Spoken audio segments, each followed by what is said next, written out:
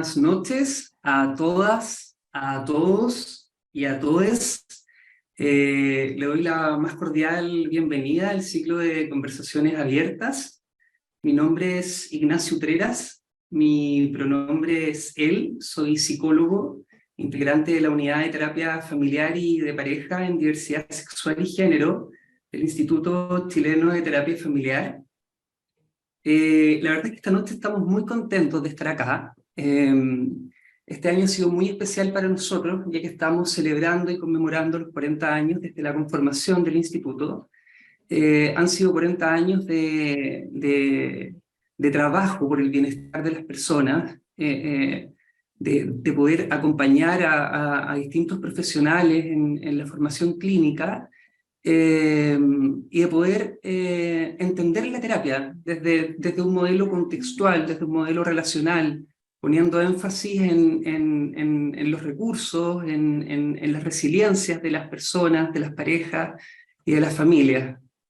Así como también hemos podido intervenir desde un modelo psicosocial en contextos más vulnerables y también en el acompañamiento de atención clínica a nuestros consultantes. Eso nos ha inspirado a poder generar estos espacios de diálogo a través de esta pantalla y de poder sentir también que estamos más cerca de la comunidad.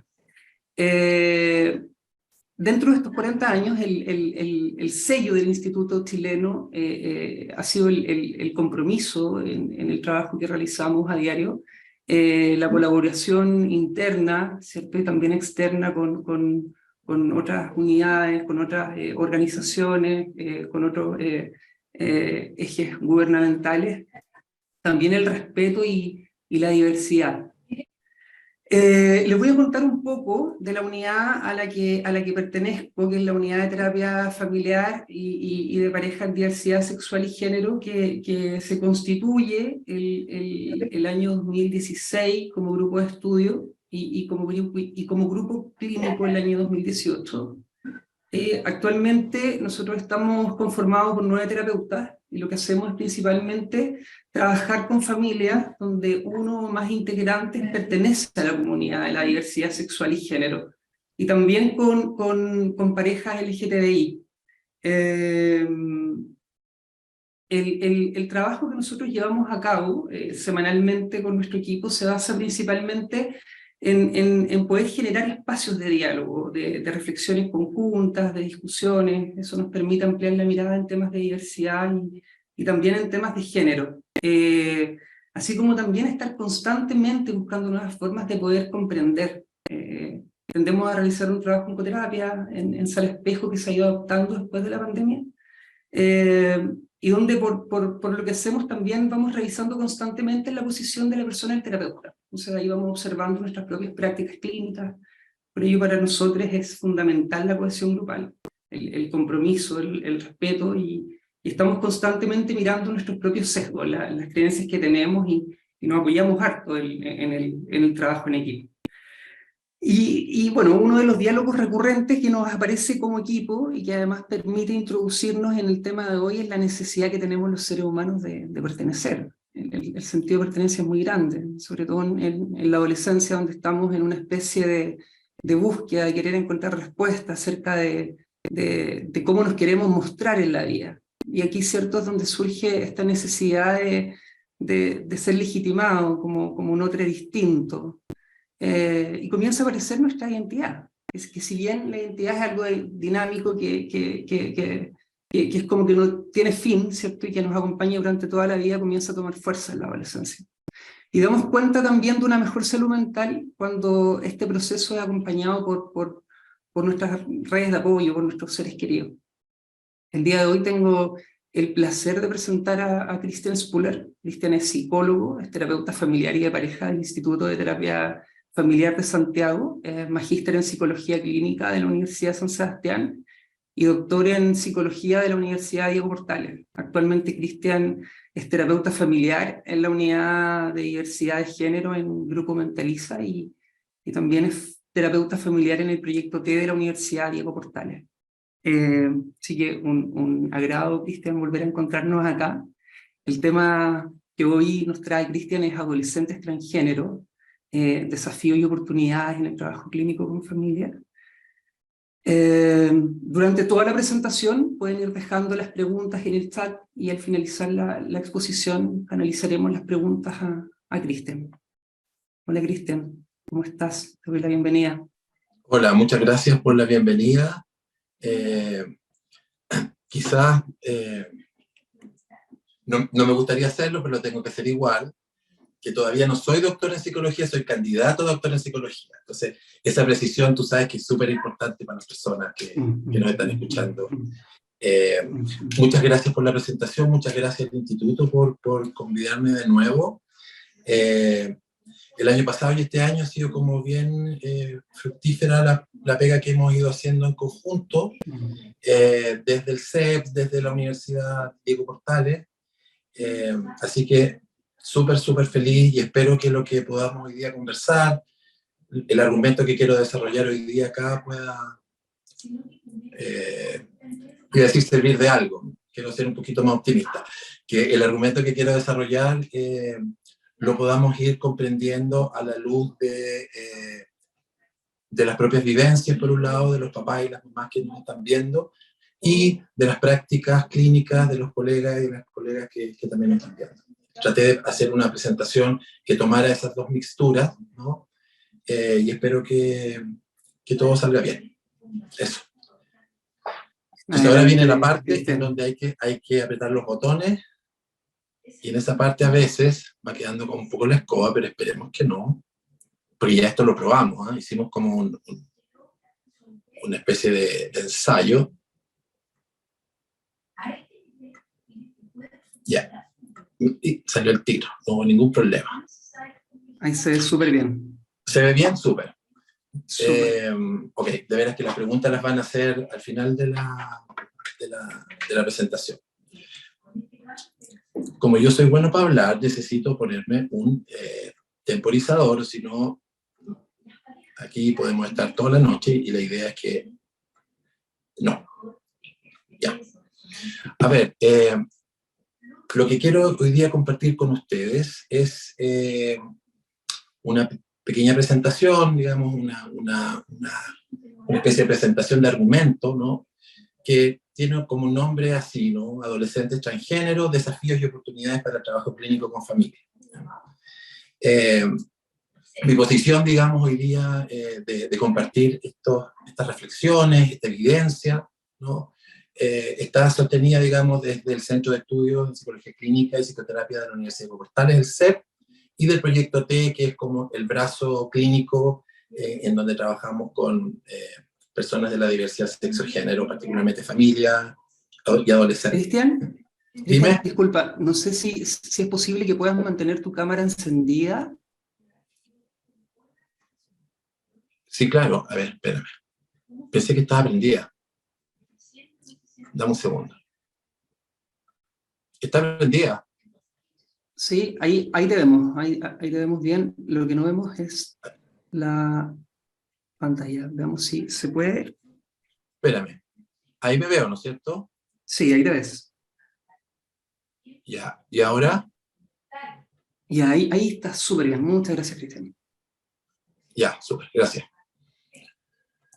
Entonces, ¿qué es lo que quiero desarrollar hoy día? Que mi pretensión de desarrollar hoy día es que podamos, mientras estemos conectados, ¿no? Compartir con todos y todas, ¿no es cierto?, algunas cuestiones que yo considero que son ejes centrales en el trabajo en términos globales, trabajo terapéutico global con personas de la diversidad sexo-género y particularmente de las personas que están relacionadas con la identidad de género, ¿ya? Y quiero centrarme en cuestiones relacionadas con lo que yo he llamado las tensiones y las oportunidades, ¿no? Tensiones y oportunidades que están anudadas básicamente a la responsabilidad y oportunidad, para la redundancia, de trabajar con familias, chicos y chicas y chiques transgénero, ¿ya? Ese es como el contexto en términos clínicos, si ustedes quieren, pero también es el contexto respecto de quién voy a hablar hoy día, ¿ya? Y en ese sentido, esto que voy a hablar está tejido, ¿no? En base a un argumento, ¿no?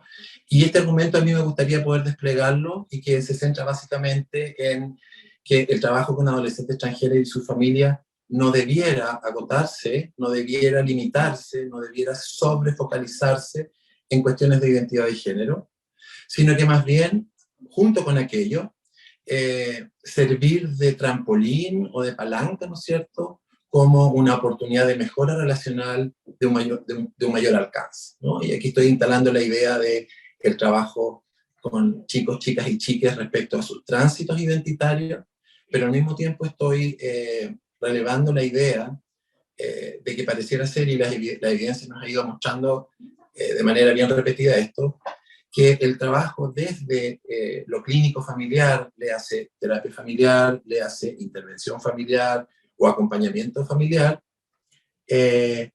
potencia, ¿no? Potencia el acompañamiento de los chicos, de las chicas y de las chicas en relación a su identidad de género y a su tránsito, pero también produce una serie de otros cambios, de otras narrativas, ¿no?, nuevas, eh, y que considero que son nutricias por un lado, pero también generan una suerte de retroalimentación al proceso de tránsito de los y les adolescentes, ¿ya? Yo creo que ahí el argumento está como puesto en esos dos espacios. Voy a hablar un poco de salud mental, como para eh, eh, poner un poco de números, para poder entender por qué hablamos lo que hablamos, por qué decimos lo que decimos en relación a lo clínico, ¿no? Esto que van a ver a continuación, estas cositas como de colores que a mí me gustaron mucho, son los resultados de una encuesta de gran alcance realizada el año 2022 por una ONG muy prestigiosa en Estados Unidos que se llama The Trevor Project.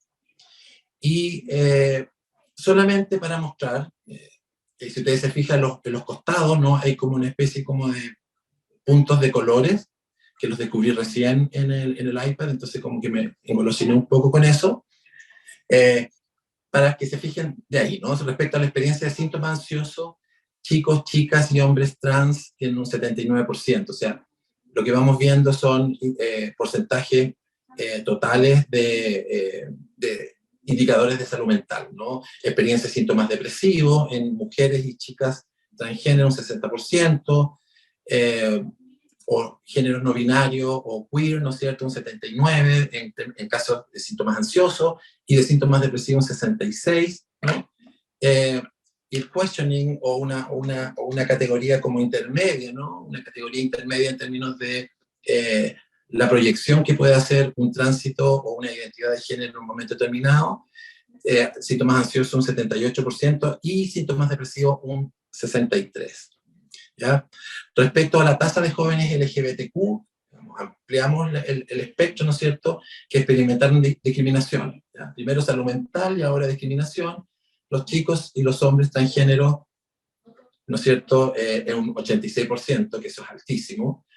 Las chicas y las mujeres transgénero un 77%, y los chicos, chicas y chiques no binarios, ¿no es cierto?, un 67%. O sea, nos vamos metiendo en esta idea de cómo está la salud mental, cómo se ha ido mostrando el outcome de salud mental en personas de la diversidad sexo-género y particularmente en chicos trans, chicas trans. Y ha experimentado síntomas ansiosos, ¿no es cierto?, y síntomas depresivos. Ya me lo di, no. La consideración de suicidio, ¿no? El suicidio es una urgencia de salud mental en nuestra población LGBTQ+, que tiene niveles de ocurrencia altísimos cuando se les compara con sus pares heterosexuales. Y aquí simplemente mostrar dónde están esos soles rojos. Y me quiero concentrar en la idea de que se consideró el suicidio el año pasado, o durante un eje temporal de un año. Los chicos y los hombres transgénero tienen un 59%, ¿no? Y los chicos no binarios un 53%. O sea, estamos hablando de que el suicidio, ya sea como una consideración de la idea de suicidio o intento, ¿ya? Es una urgencia de salud mental, es uno de los, junto con ser una emergencia o una urgencia de salud mental, es uno de los outcomes de salud mental más estudiados por las consecuencias, digamos, que tiene en términos de compromiso de la vida, ¿ya? Y una cuestión que a mí me pareció relevante a propósito de lo que se está viviendo en los países del norte y que esperemos que no ocurra acá, ¿ya? Tiene que ver, ¿no es cierto?, con el impacto que han tenido las legislaciones antigénero, ¿ya? El 93%, por ejemplo, de los chicos trans o de las personas trans y juventudes no binarias dicen que se han sentido preocupados, ¿no es cierto?, por ser personas transgénero y que se les deniegue el acceso a servicios de salud, ¿no es cierto?, particularmente lo que aquí en Chile se va a empezar a llamar como los centros de acompañamiento en el tránsito, ¿no? El 93% de los entrevistas, o sea, altísimo, ¿no? El 83% de las personas transgénero y no binarias, ¿no es cierto?, comentan, ¿no es cierto?, que se han sentido súper preocupados, ¿no es cierto?, por la discriminación que puede ocurrir en términos de participar o no en deporte. Y finalmente un 91%, ¿no?, de las personas transgéneros y jóvenes no binarios dijeron, ¿no es cierto?, que se sienten muy preocupados por el acceso, ¿no?, a baños especiales o a baños a género. Esto resulta, ¿por qué lo traigo a colación? ¿Ya? Porque indudablemente, ¿no?, que los países del norte y Latinoamérica han estado como muy afectados y cada vez más, ¿no es cierto?, con lo que se ha llamado las políticas antigénero, ¿ya? Y las políticas antigénero lo que hacen es desmantelar los intentos de los estados progresistas, ¿no?, por avanzar en legislatura, pero también en avanzar en posiciones culturales y sociales de mayor aceptación, ¿ya?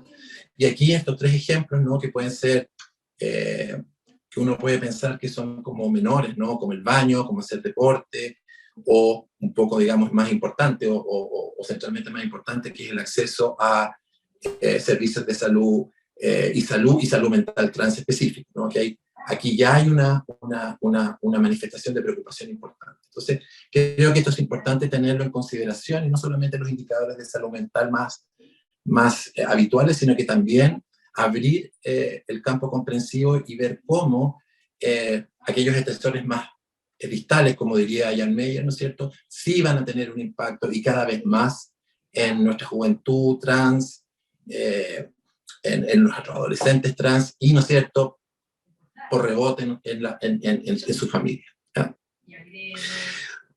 Ahora, ¿desde dónde el argumento que quiero compartir con ustedes, desde dónde está habitado, ¿no?, desde dónde ocurre? Básicamente ocurre desde las posturas afirmativas o la postura afirmativa, ¿ya? Y es súper importante entender y explicitar, y a veces puede ser redundante, pero creo que nunca es redundante cuando uno quiere clarificar, aquello que tiene que ver con que la postura afirmativa no es una terapia, no es un dispositivo terapéutico, sino que más bien es una posición, ¿ya? Es una posición que tiene de pie forzado o que tiene implícita, ¿no es cierto?, esta posición, en este caso de los terapeutas y de las terapeutas, ciertas posiciones ético-políticas, técnicas, metodológicas, teóricas, por cierto, en donde por un lado se fomenta una visión que desestima las identidades trans como algo patológico, ¿ya?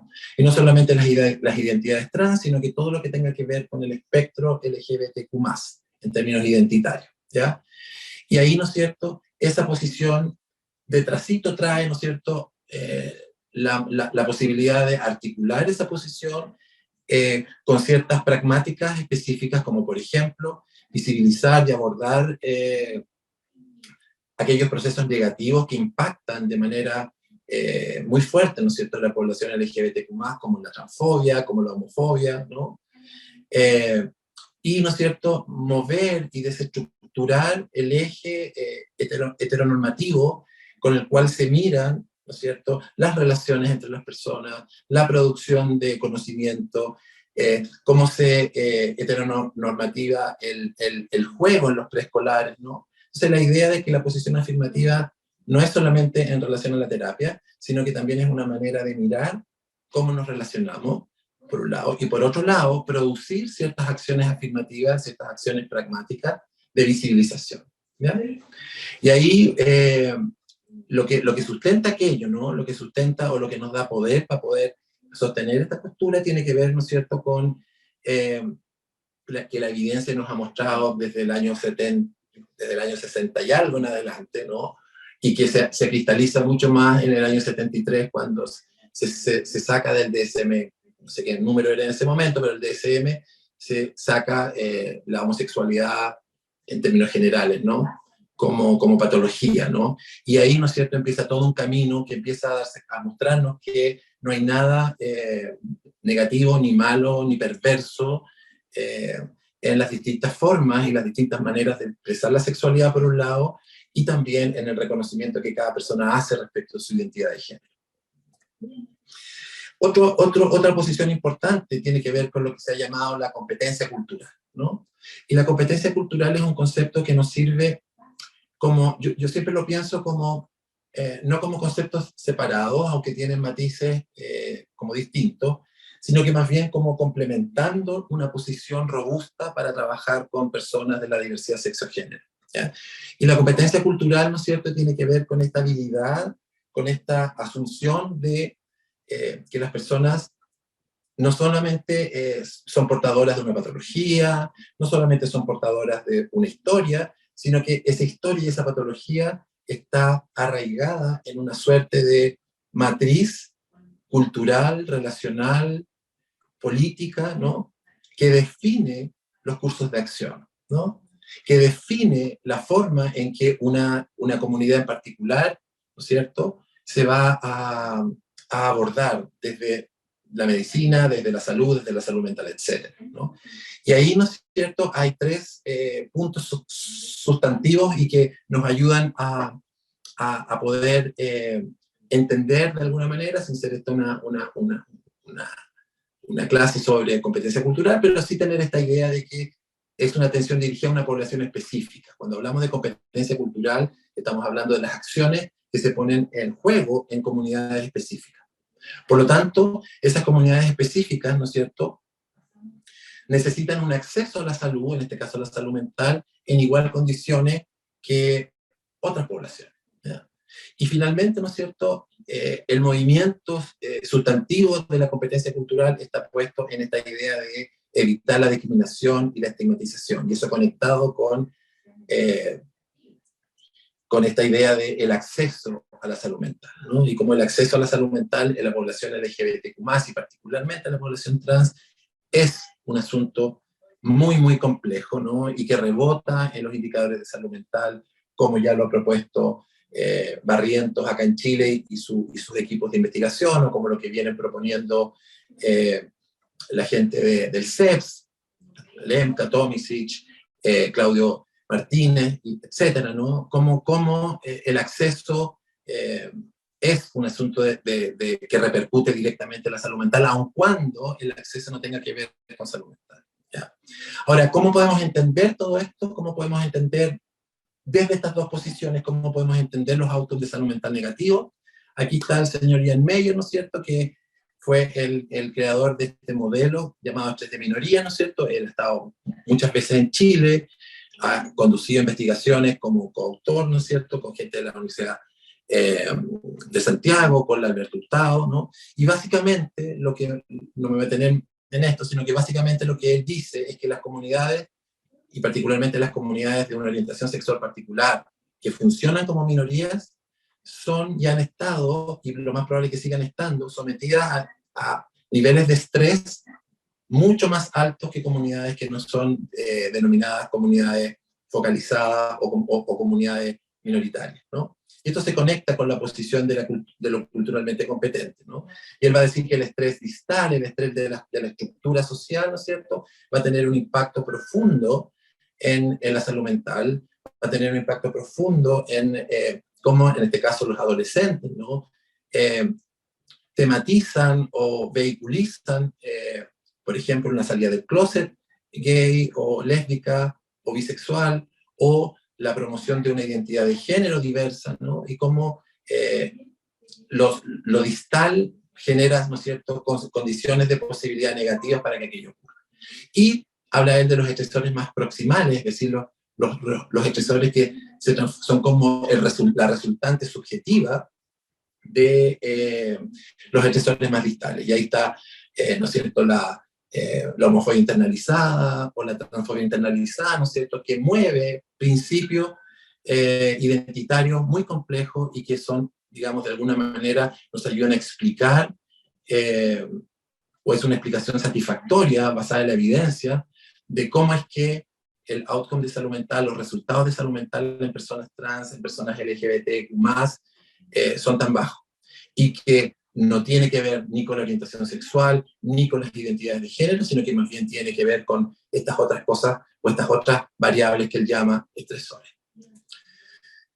Siguiendo el argumento, ¿no?, de la salud mental y cómo la salud mental está negativa, está explicada por el modelo estrés de minoría, he elegido cuatro autores y autoras, investigadores de primer nivel, digamos, ¿no?, que lo que hacen de alguna manera, o como yo armo esto, ¿no?, es como mostrarnos cómo, por un lado, la salud mental de los adolescentes trans, LGBT y particularmente trans, es particularmente con indicadores particularmente negativos. Ellos han ido desarrollando toda una gramática teórica y práctica en donde no solamente van a centrar el esfuerzo en los adolescentes en este caso, o las adolescentes trans, sino que van a mirar, ¿no?, van a recoger las aportaciones de los estudios de familia, por ejemplo, en personas cisgénero, y todo lo que sabemos respecto a la importancia de la familia, cualquiera que sea esta, ¿no?, en la construcción de las identidades, en la construcción de los espacios de apego, ¿no?, y cómo ellos, en este caso Jean Malpass y Anne Saint-Foisson, lo que hacen es integrar la mirada de la familia, no desde una lógica de, como se entendió en algún momento, ¿no?, quizás mediados de los 80, principios de los 90, una familia como una especie de decorado, ¿no?, en donde bastaba solamente la psicoeducación, bastaba solamente que los papás entendieran cognitivamente que tienen que apoyar a sus hijos y a sus hijas, sino que lo que hacen es poner sobre la mesa la posibilidad de entender a la familia, y particularmente a los padres y a las madres, o a cualquier adulto que oficie o que esté criando, como ejes centrales, como ejes autónomos de su proceso terapéutico, más que como, digo yo, como este decorado, ¿no es cierto?, que hay que arreglar así, porque lo que importa es el adolescente. Lo que ellos hacen es debutar desde sus propias líneas de investigación, ¿no?, debutar esta idea de la importancia de los padres, de las madres, de la familia, a la hora de pensar cualquier dispositivo en términos de apoyar tránsito, o contener, o producir, ¿no es cierto?, o resolver ciertas preocupaciones familiares, ¿no?, y que deslizan esas preocupaciones una adolescente o un adolescente trans. Los otros dos autora y autor que rescato es la Caitlin Ryan, ¿no?, y el Ronald Rohner. Y básicamente, a pesar de que Ronald Rohner no trabajó particularmente con población LGBTQ+, sí desarrollos posteriores, fundamentalmente del 2000 en adelante, han aplicado la teoría que él tiene, que no me voy a referir, pero sí lo rescato porque él desde el año 61 ha venido insumando teoría, insumando evidencia que da cuenta de lo que le pasa a los hijos y a las hijas adolescentes con la aceptación y el rechazo parental. Y eso abre todo un campo, ¿no?, que más tarde, Caitlin Ryan en el año 2000, 99, 2000, 2001, se hace la pregunta, bueno, sabemos mucho de lo que pasa con el rechazo, sabemos mucho de lo que pasa cuando nuestros chicos y chicas LGBT son rechazados, ¿no? Hay harta evidencia. Pero ella se hace la pregunta en el 2000, pero no sabemos cuándo las familias aceptan, qué es lo que pasa, cómo aceptan, de qué manera aceptan, si la aceptación es de un tipo, etc. Y ella inaugura toda una línea de investigación y un proyecto que se llama Acceptance Project en Los Ángeles, en donde el foco está puesto en desarrollar conocimiento, evidencia, técnica específica para trabajar con familias, ¿no es cierto?, para potenciar los procesos de aceptación, ¿ya? Otro elemento importante que ya nos va anclando y nos va avisando, ¿no?, de la importancia de la familia, de la centralidad de la familia en el trabajo con adolescentes, los adolescentes transgénero, ¿ya? Tiene que ver con lo que la WPTH, ¿no es cierto?, mostrado, que es la de World Professional Association for Transgender Health, que es una agrupación muy grande que agrupa a todos los profesionales de salud mental, de salud, de morbilidad, de lo que a ustedes se le ocurra, y otros profesionales también, ¿ya? Y que crea ciertos protocolos cada cierto tiempo. Y en el último protocolo, respecto al capítulo de terapia familiar y apoyo familiar, son muy claros y muy sustantivos, ¿no? En incorporar a la familia no solamente, por eso dice, apoyo familiar, no solamente como un apoyo familiar, sino que aparece el estatus de terapia familiar. Y eso cambia el eje de la discusión de cuán importante es la familia en el trabajo con los adolescentes transgéneros, ¿no? Y no solamente... porque eso puede ser como una obviedad, digamos, para las personas que trabajamos con familia, pero esta obviedad cuando es puesta en un nivel, digamos, institucional con el apoyo financiero y el poder político y social que tiene esta asociación, creo que refuerza esta idea, ¿no?, de que la familia es, los padres son, o quien oficie, quien esté criando, son ejes sustantivos en el trabajo con los adolescentes, ¿ya? Las tensiones las tensiones, los desafíos, las oportunidades, digamos, que mi argumento está sosteniendo, ¿ya? Básicamente, ¿no es cierto?, nos muestra adolescentes, por un lado, ya, tironeados por una serie de tensiones, de estrés, ¿no? Hablamos de los estrés distales y proximales, ¿ya? Y que tienen que ver con la vida de pares, que tienen que ver con las propias tensiones identitarias en términos de identidad de género, pero también identitarias en términos de adolescente. Y ahí hay una cuestión muy importante que lo voy a ver en un segundo, ¿ya? Las tensiones familiares, por cierto, ¿no? Los estresores, ¿no? Los estresores que están en la cultura, los estresores que están en la sociedad, ¿no? Lo que Jan Meyer llamaba los estresores más distales, el estrés, las tensiones de la salud mental y de la salud en general, ¿no? Y pares, van a producir, ¿no es cierto? Hay ahí como un movimiento constante de agitación en los chicos y chiques trans, ¿no? Ellos tienen que lidiar con todo esto en simultáneo, en una sociedad heteronormada y heterocisnormada, es decir, no es una batalla en igualdad de condiciones que los chicos heterosexuales y cisgéneros, sino que, de nuevo, es una batalla, es un mundo de tensiones, de nuevo, en detrimento, ¿ya?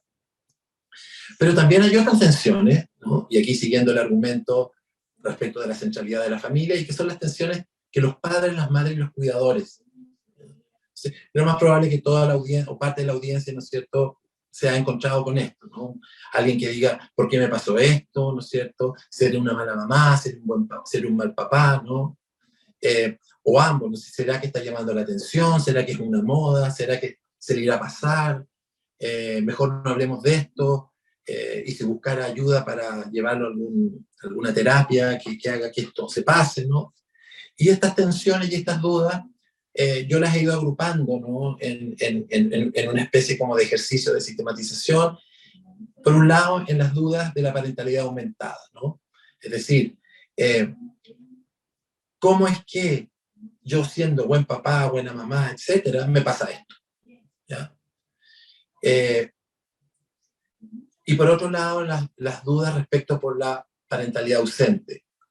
A lo mejor no estuve lo suficientemente presente, a lo mejor fui un mal papá, a lo mejor di mal ejemplo, etcétera. A lo mejor trabajé mucho. Todas las fantasías respecto a una causalidad lineal respecto a, por ejemplo, en la salida del closet de un chico, de una chica, un chique trans. Y, ¿no es cierto?, lo que viene como a dar como una cualidad, digamos, como mucho más en negación, ¿no? Está esto de, ¿será una moda? ¿Será que está viendo mucho redes sociales, etcétera? ¿Ya? Ahora, estas tensiones parentales y con los adolescentes transgéneros, ¿no?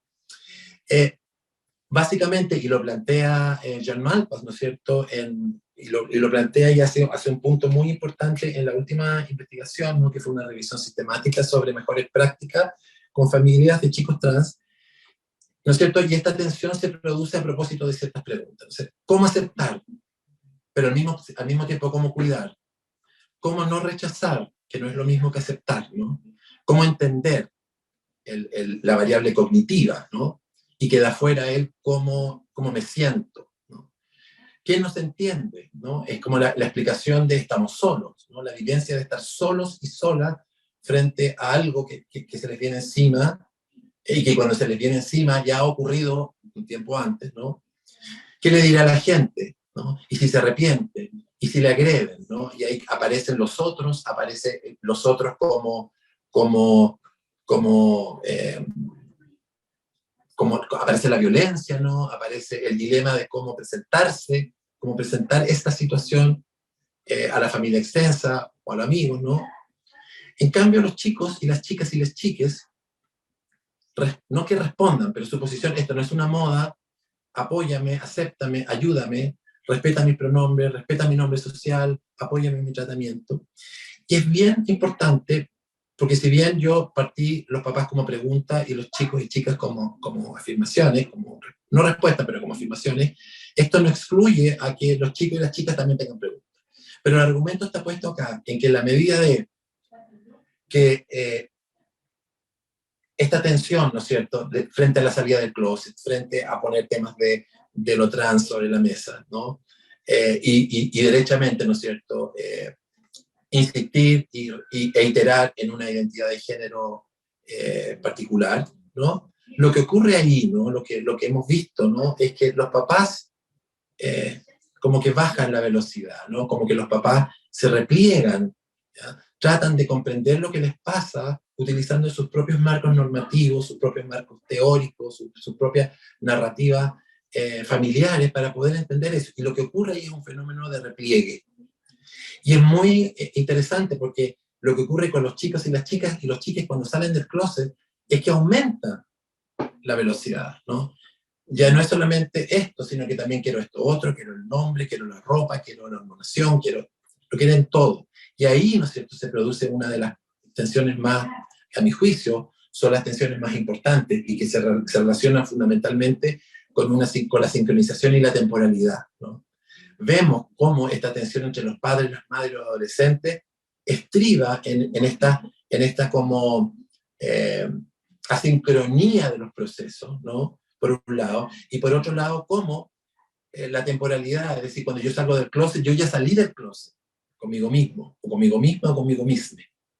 Por lo tanto, también hay ahí un efecto temporal, ¿no?, que se incorpora a esta tensión entre los padres y los chicos, las chicas y los chiques, ¿no? Ahora, esta tensión, ¿no?, que es por un lado un polo de replegarse, pero por el otro lado un polo de aumentar comillas, exigencia, ¿no?, o empujar los límites, o empujar las decisiones, ¿ya? Muchas veces en el proceso terapéutico se ve pero de otra manera, uno de los fracasos más grandes de procesos terapéuticos que no toman en cuenta estas y otras variables, es decir, que los padres y las madres solamente son llamados a que tengan que entender, es decir, en un solo registro de comprensión, ¿ya? Lo que pasa es que esos padres y esas madres y adultos que ofician criando sienten que no son escuchados o escuchadas. Sienten no solamente que no son escuchados, sino que son criticados, que son estigmatizados como rechazantes, ¿no?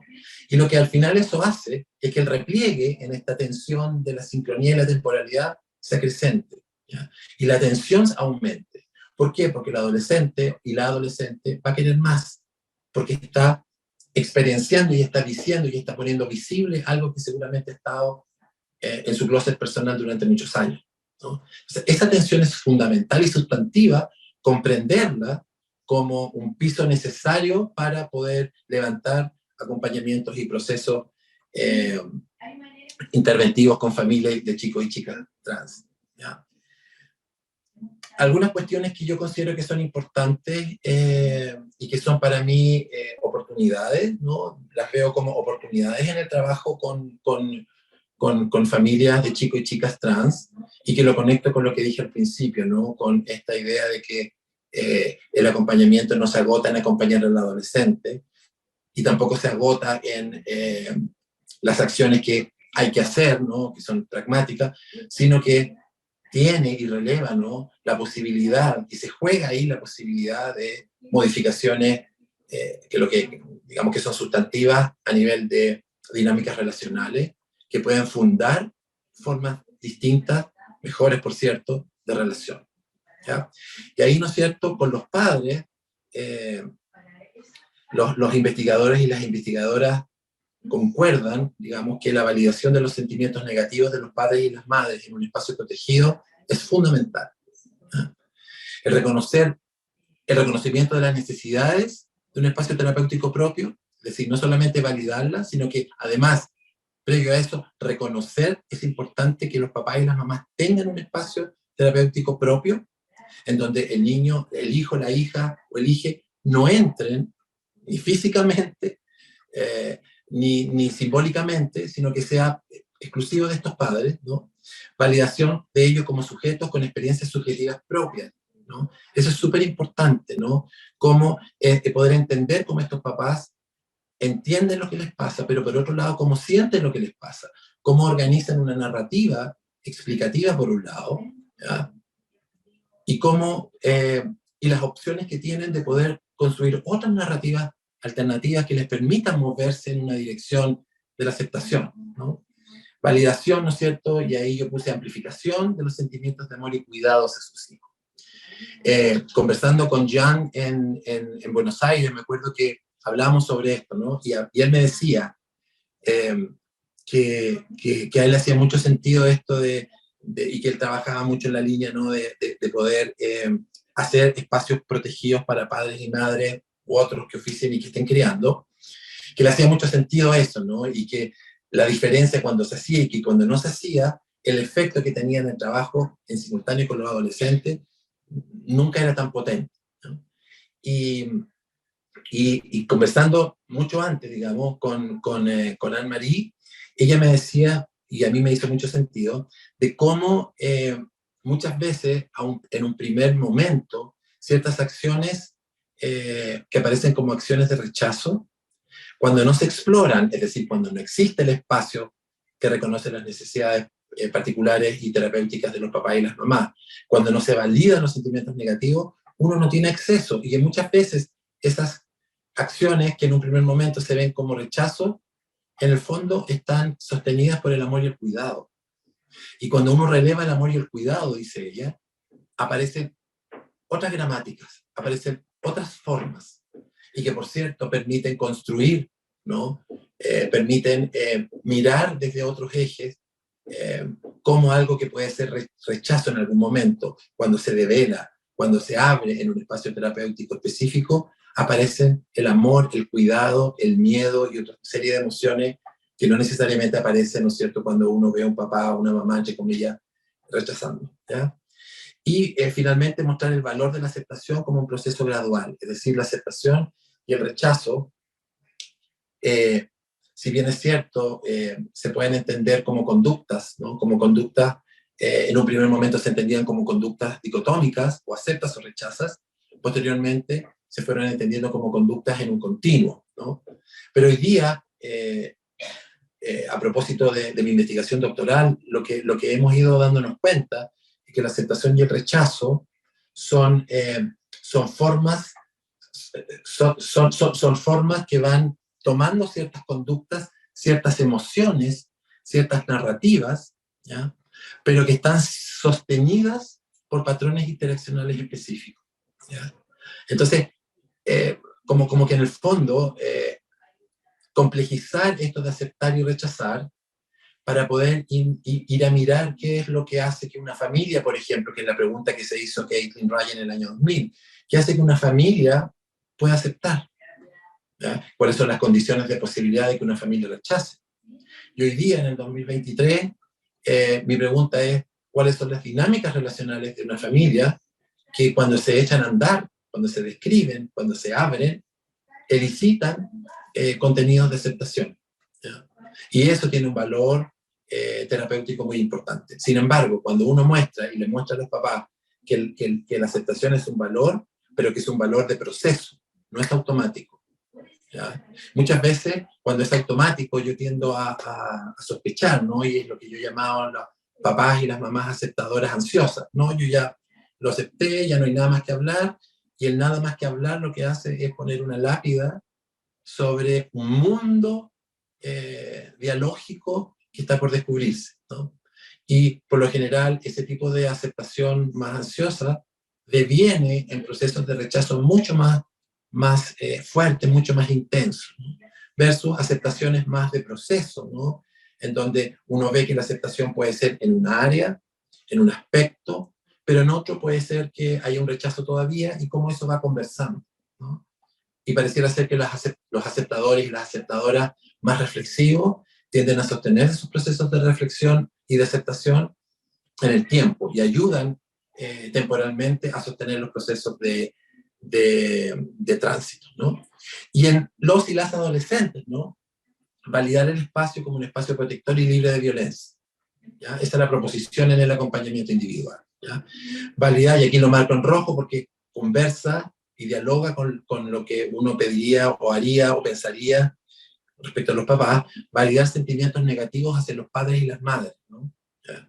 Si por un lado, validar que se sientan mal con sus padres, incluso si son padres aceptadores, más aún si son padres aceptadores ansiosos, en donde se les olvida el pronombre, etc.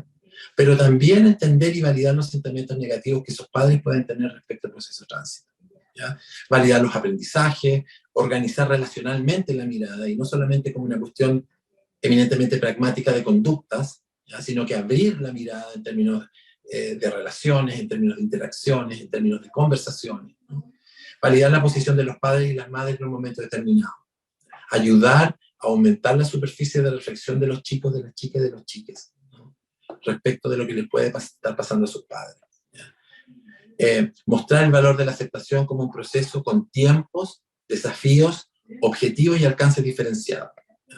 Y ahí, ¿no es cierto?, esta idea de que los ritmos empiecen a conversar de una manera más, digamos, más equitativa, ¿no?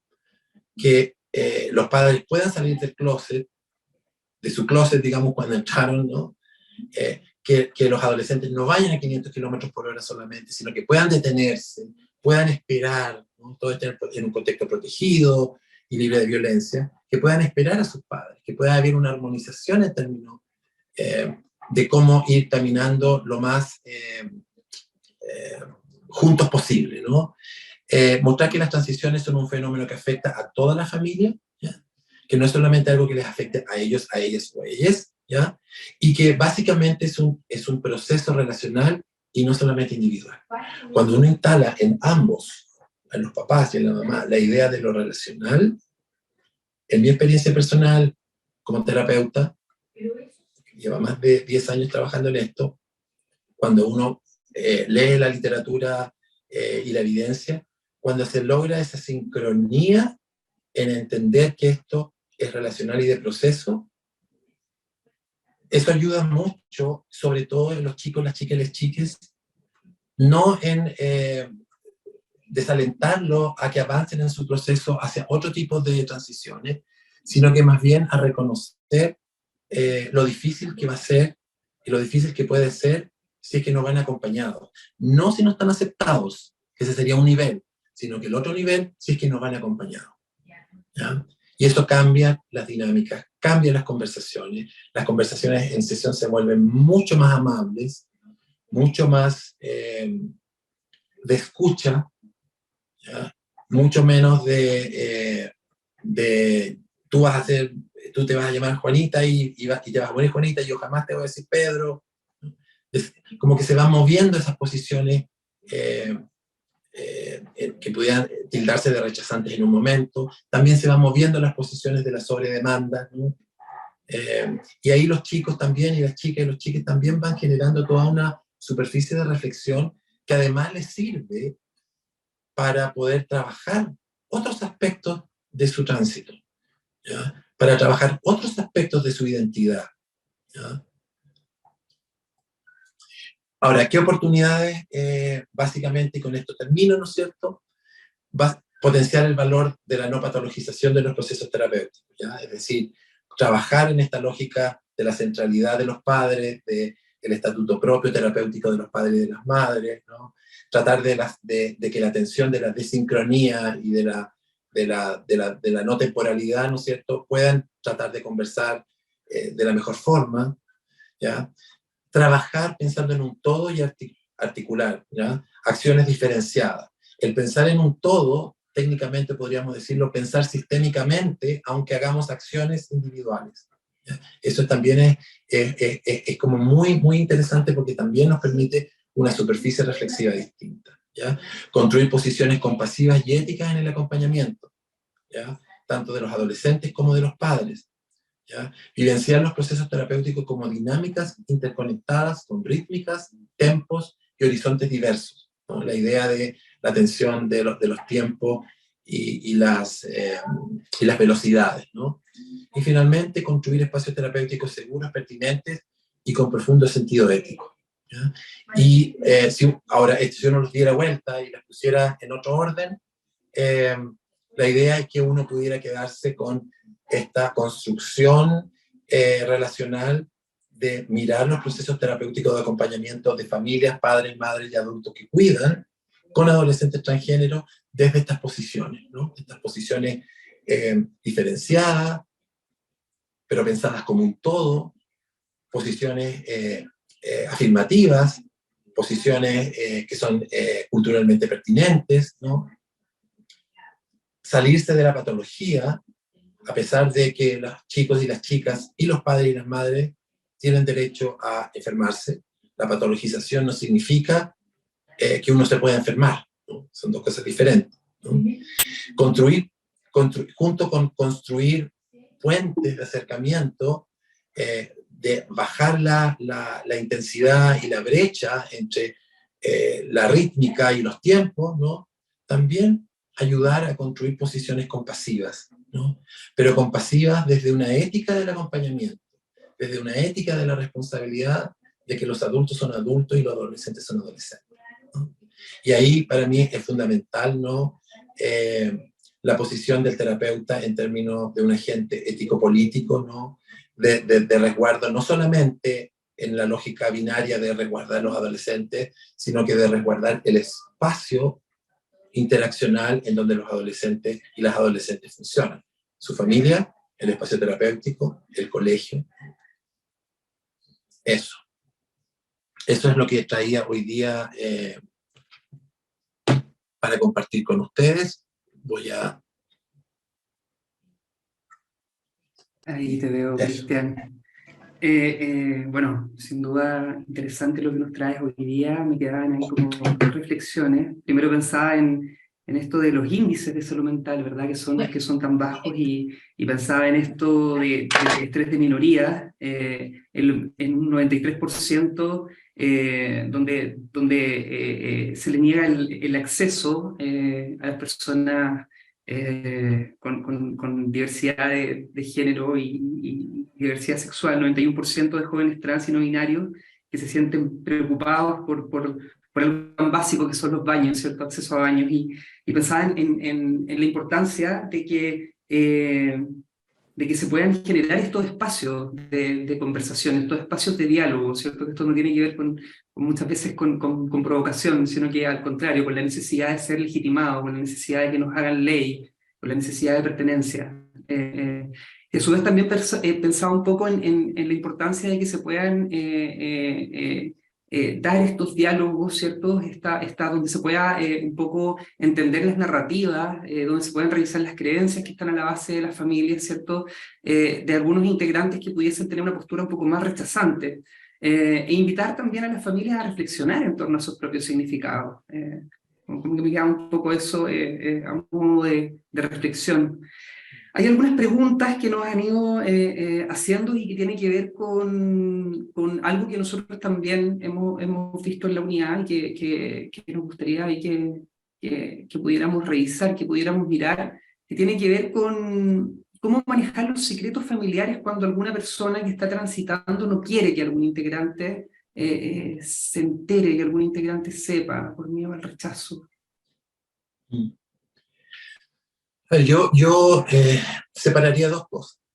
Separaría los secretos familiares, ¿ya? Los secretos familiares y la carga que los secretos familiares tienen está dada por un eje temporal, ¿no? Si yo tengo un secreto familiar que ha durado una semana, eso no es un secreto familiar, ¿no? Eso es que me quede callado con algo. Sin embargo, la noción de secreto familiar está arraigada en una tradición, digamos, psicoterapéutica, y que lo que nos pone de frente es cómo los secretos familiares son una superficie explicativa, de, por ejemplo, de la aparición de síntomas, ¿ya?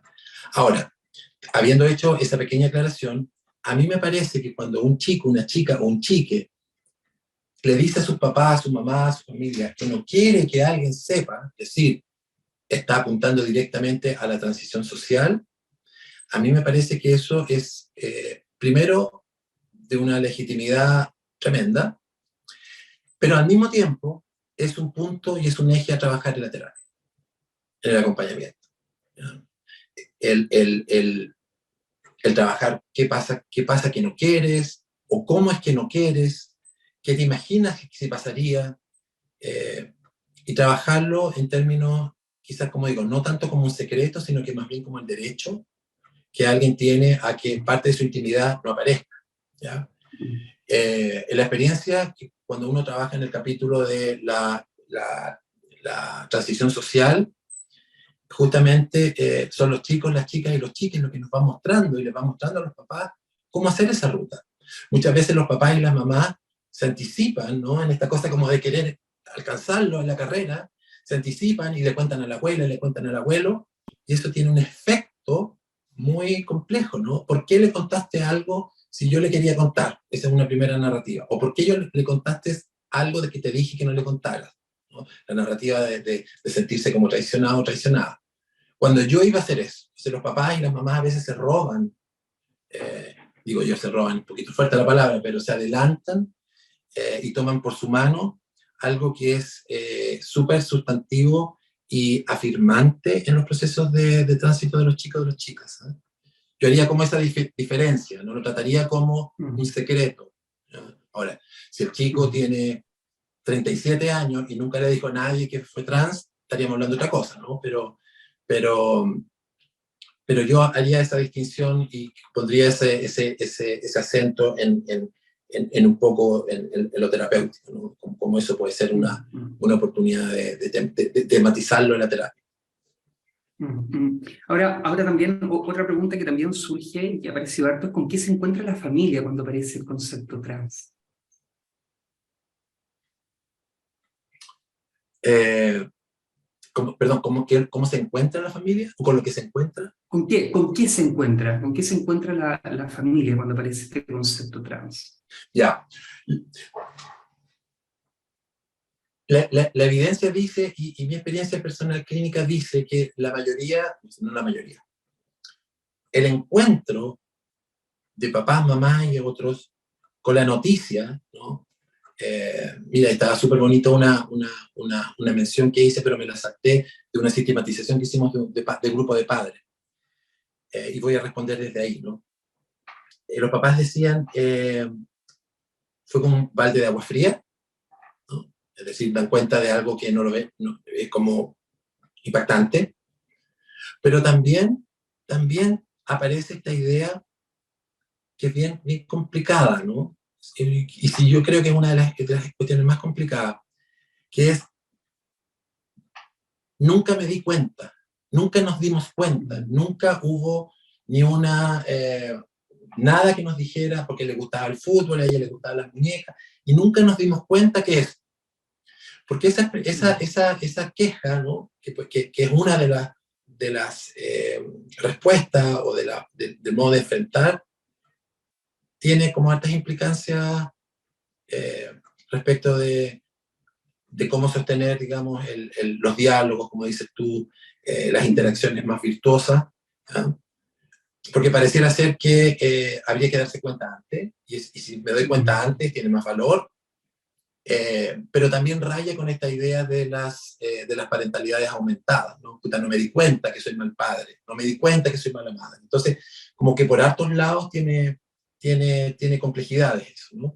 Pero sin embargo, como para sintetizar la pregunta, yo creo que una de las cuestiones que los papás y las mamás más les impacta es el qué van a hacer con esto pragmático de que ahora tú eres así, y qué van a hacer con su historia, qué van a hacer con los recuerdos, qué van a hacer con todo eso, ¿no? Esa es una como de las narrativas más tristes que los papás y las mamás despliegan, ¿no? ¿Qué voy a hacer? ¿Qué voy a hacer con este recuerdo de mi hija que la llevaba de la mano el primer día que conoció el mar? ¿Qué voy a hacer con eso? ¿No? ¿O qué voy a hacer con el primer día de clase que mi hijo, no sé qué, etcétera, ¿no? ¿Cómo ayudarlos en los espacios especiales y particulares y de estatus propio con los padres a metabolizar toda esa experiencia y que no la vivan como ya, ok, eso nunca ocurrió, eso murió, ¿no? En esta lógica como de estos, comillas, duelos, así como cortes emocionales, como diría Bowen, ¿no? Sí, ya, esto no, y de aquí para adelante sí. O sea, que cómo integrar eso, y los chicos y las chicas muchas veces ayudan mucho a ese trabajo, ¿no? Sigo siendo la misma persona, dice uno. ¿Ya? Así que básicamente esto quiero responder de esa manera. Como no polarizar, entiendo, ¿no? Como de cierta manera ver qué se pierde, pero también qué se mantiene en este proceso, en este transitar. Y desde ahí, si me puedes ayudar también con esta pregunta, ¿cómo poder movilizar o acompañar a integrantes de las familias que a veces tienen actitudes más rechazantes en el proceso de transición? Una de las cuestiones fundamentales del trabajo en simultáneo o paralelo con los padres es justamente trabajar las ideas, los sentimientos y las acciones de rechazo. Hay todo un capítulo de trabajar eso, que no es lo mismo que hacer psicoeducación, no es lo mismo trabajar sobre el rechazo que hacer psicoeducación sobre la aceptación. ¿Ya? Muchas veces se confunde el trabajar el rechazo con hacer psicoeducación, es decir, usted no, que en el fondo se lee, usted no puede rechazar, usted tiene que aceptar porque la aceptación es buena. Entonces, trabajar la aceptación para que la superficie que se cree de reflexión dispare una condición de posibilidad en donde la psicoeducación, que es muy necesaria, se anide. A nadie le gusta ser convocado para decirle que son malos padres o malas madres. A nosotros no nos gusta que nos convoquen para decir que lo estamos haciendo pésimo y que lo tenemos que hacer así. Y eso es bien habitual, ¿no? Ahora, ¿cómo acompañar? Ese es el trabajo. ¿Cómo acompañar? Y que yo me atrevería en un primer momento a decir que ni siquiera es acompañar a que acepten, sino que más bien es crear condiciones mínimas de seguridad. Ok, usted no entiende, le cuesta, es muy doloroso, ¿ya? Pero la salud mental de los chicos y chicas trans dice esto, ¿cuáles son los mínimos de seguridad hoy día para poder trabajar? Qué interesante todo. Bueno, sin duda, esto da para mucho. Pensaba ahí también en que para poder proteger la infancia y tener adultos más saludables es necesario abrir el diálogo en esta temática. Así que agradecerte, Cristian, por traernos este tema, por poder generar estos espacios educativos también, por poder también acompañarnos en el desafío de la clínica, por tu colaboración con el instituto, con nuestra unidad en particular, por tu compromiso con la comunidad. Así que también gracias a todas, a todos por acompañarnos el día de hoy. Hubo más de 180 participantes, así que agradecemos a todos quienes se interesaron por estar presentes esta noche. Así que muy Bueno, buenas noches a todas, a todos. Cristian. muchas gracias. Por ahí había una conversación interesante sobre el duelo. Estaba como ahí ardiendo y tienen toda la razón, ¿eh? Yo por lo menos opino lo mismo. Así que muchas gracias al instituto, muchas gracias Ignacio por tomarse el tiempo y la invitación. Nos volveremos a encontrar. Muchas gracias y que estén Chau. muy bien. Chao, chao. Chao.